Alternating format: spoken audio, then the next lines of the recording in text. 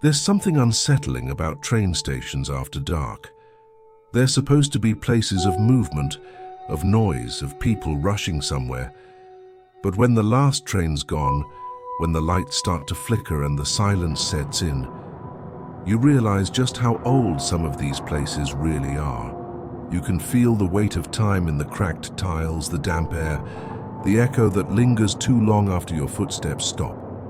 And if you listen closely, sometimes you can still hear the station's past, the whistle of a train that shouldn't exist, the creak of a lantern swinging in an empty tunnel, or a quiet breath right beside you when you're sure you're alone. These are 3 allegedly true stories about what happens when the dead refuse to leave the platform and the past comes roaring back through the tracks. So turn down the lights, and whatever you do, don't look too long into the station mirror. Some reflections don't belong to the living, and once you notice them, they don't stop noticing you. I worked the closing shift at a small city train station. It wasn't glamorous, mostly sweeping up trash, checking the platforms, and locking the gates before the last train pulled out. On most nights, I was alone after midnight, with only the hum of the old fluorescent lights and the echo of my own footsteps for company. But there was one thing that broke the monotony: a woman.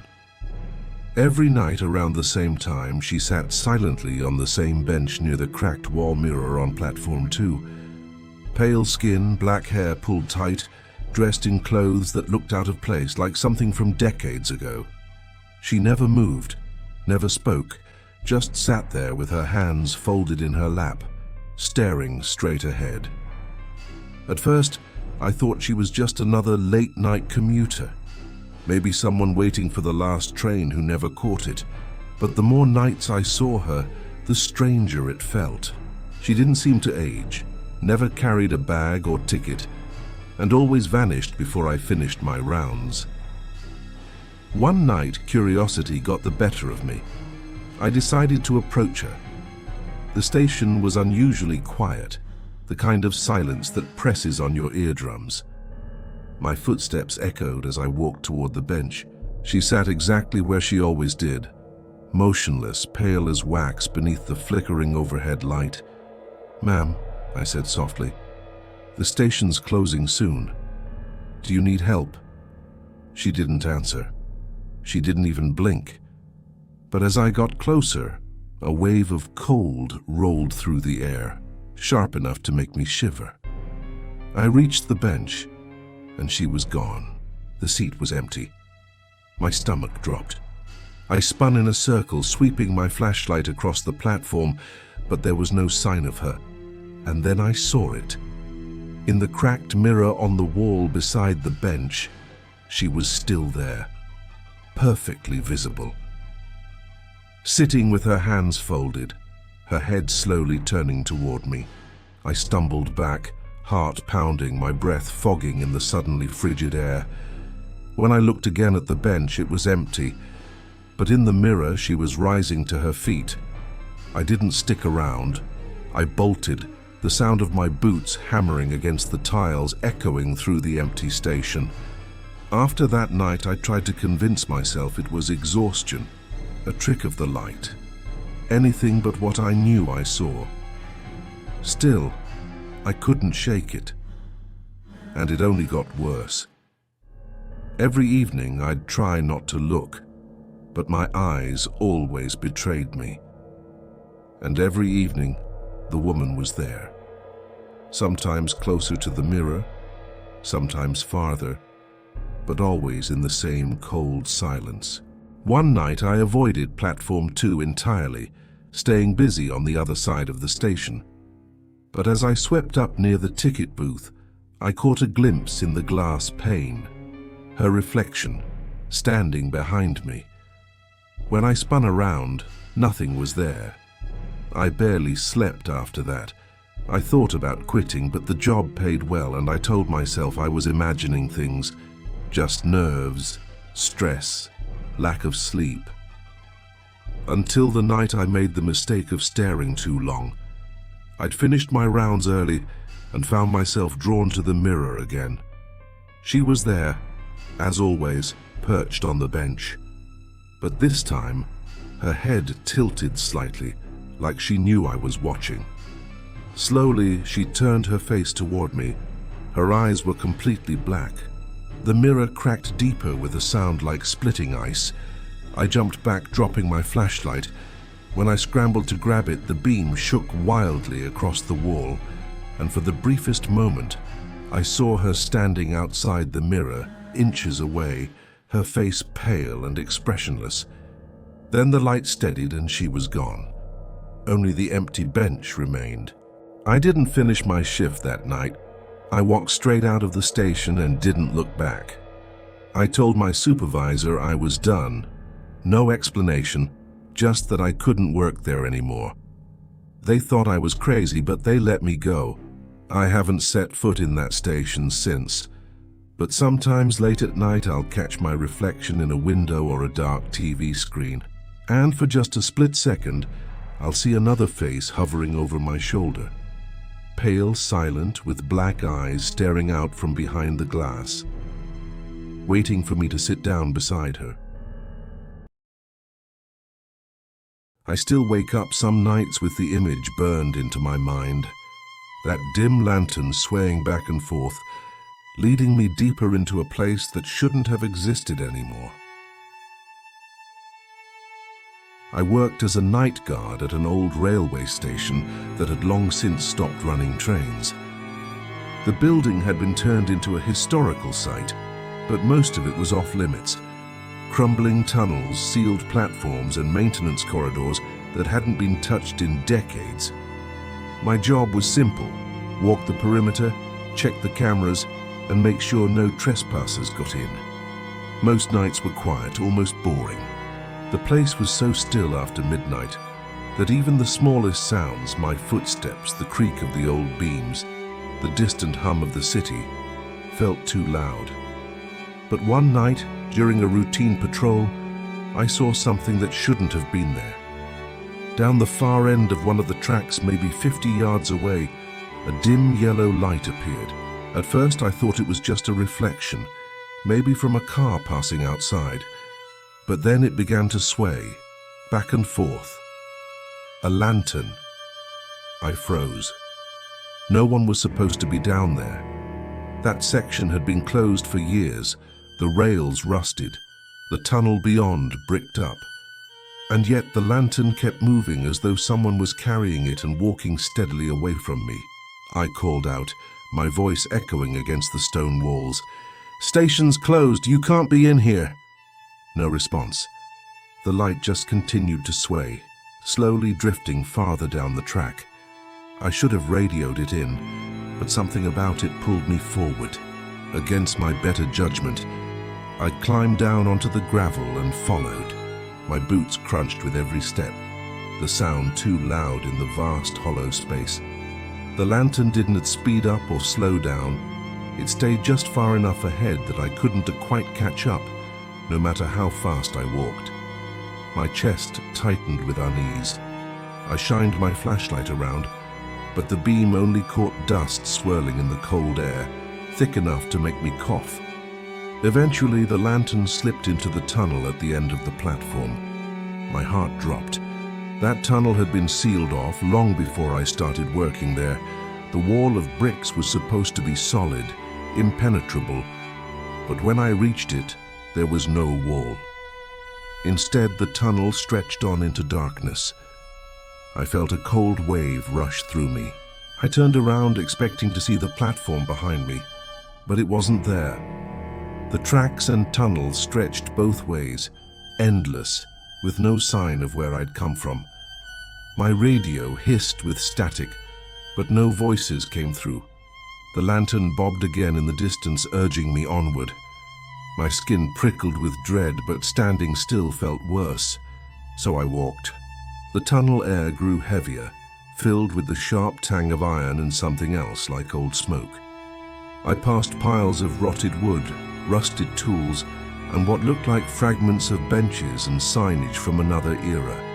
My flashlight flickered, but the lantern never dimmed. At one point, I swore I heard footsteps behind me, slow, deliberate. I spun around, but there was nothing. Only the echo of my own breathing, ragged and too fast. I wanted to turn back, but I couldn't see any direction to return to. There was only forward, toward the lantern. Finally, I stumbled into a wider chamber. My flashlight revealed what looked like a hidden platform, dust-covered and frozen in time. Old advertisements clung to the walls in faded ink. Wooden benches sagged with decay. A metal sign hung crooked, its lettering barely legible, Platform C. But there was no Platform C in this station. There never had been. The lantern hovered at the far end, just above the tracks, and beneath it, I saw him. A man in a long conductor's coat, cap pulled low, one hand gripping the lantern. His face was hidden in shadow, but I could feel his eyes on me. For a moment he stood still. Then he raised his free hand and motioned for me to step onto the train. That's when I realized the sound had returned, a low, growing rumble. The vibration of wheels on tracks that no longer existed. Wind pushed through the chamber, carrying the metallic scent of hot iron. I backed away, heart pounding, but the man raised the lantern higher, the light swelling until it was almost blinding. My flashlight slipped from my hand as the noise of the train roared closer, louder, unstoppable. And then, silence. I woke up, sprawled on the main platform where my patrol had started, my radio buzzing faintly with my supervisor asking if I was still on duty. The tunnel was sealed with bricks again, solid as stone. There was no sign of any lantern, but when I looked down at my boots, they were covered in fresh dust and soot that hadn't been there before. I quit the job a week later.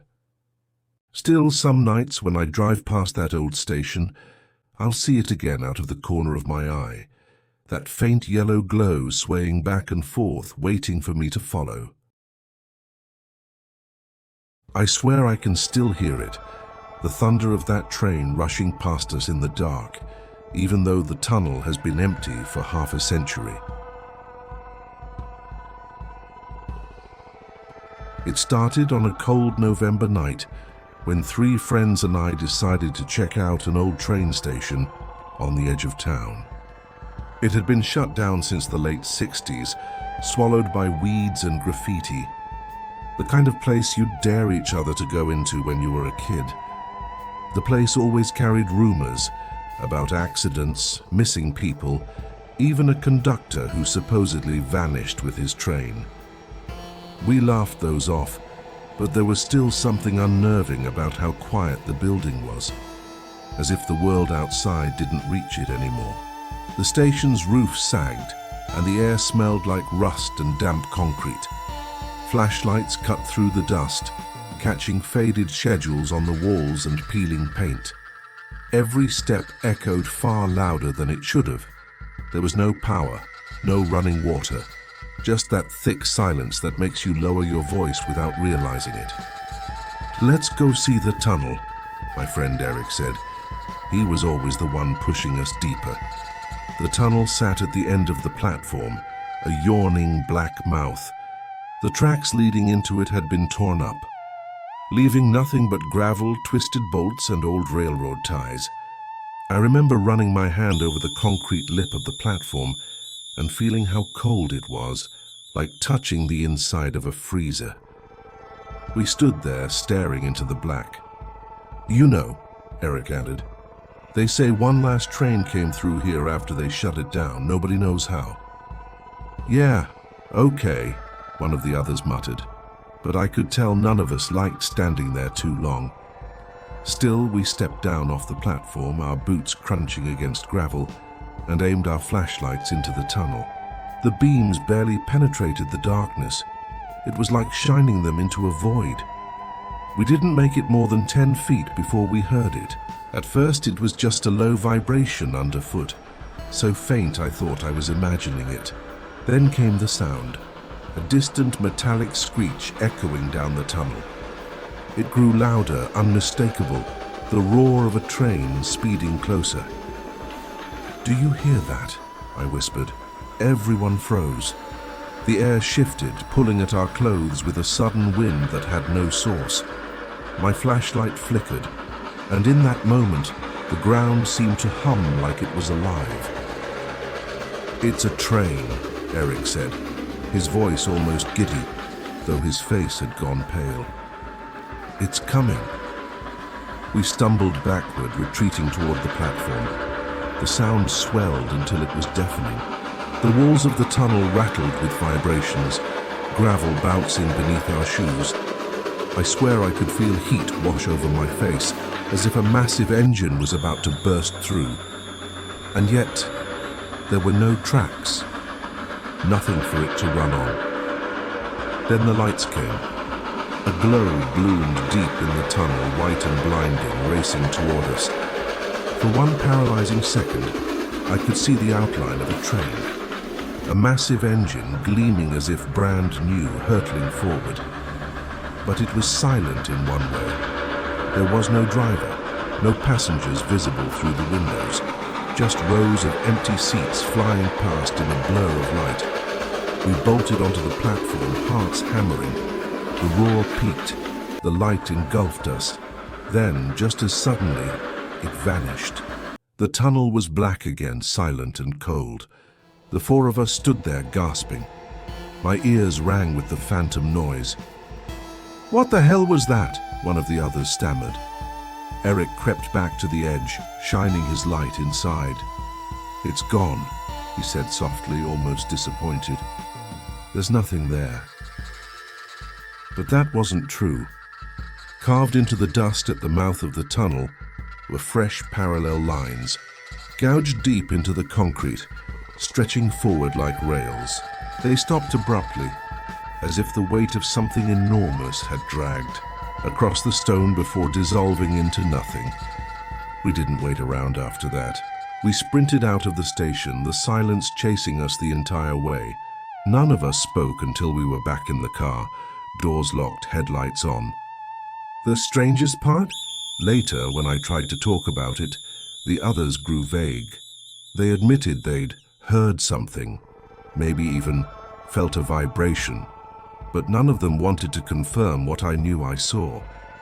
It was like they couldn't or wouldn't remember the train itself. But I do, every detail. The light, the windows, the sheer force of it bearing down on us without tracks to hold it. And sometimes, when I'm lying awake at night, I'll feel that same low vibration in my bed frame, subtle but steady. Like the tunnel is still carrying something, like the train never stopped. Old train stations are supposed to be relics of the past, reminders of where we've been, not where we're going. But maybe some of them never really stopped running. Maybe the tunnels still carry something. The echoes of wheels, the flash of a lantern in the dark, or the faint reflection of someone who shouldn't be there. So the next time you're waiting for the last train of the night, and you think you see movement on the opposite platform, don't look too closely, because sometimes the passengers who never left are still waiting for someone to notice them. If you enjoyed tonight's stories, don't forget to like the video, subscribe for more true horror tales, and tell me in the comments which one kept you up tonight. And remember, some tracks never end. They just disappear into the dark.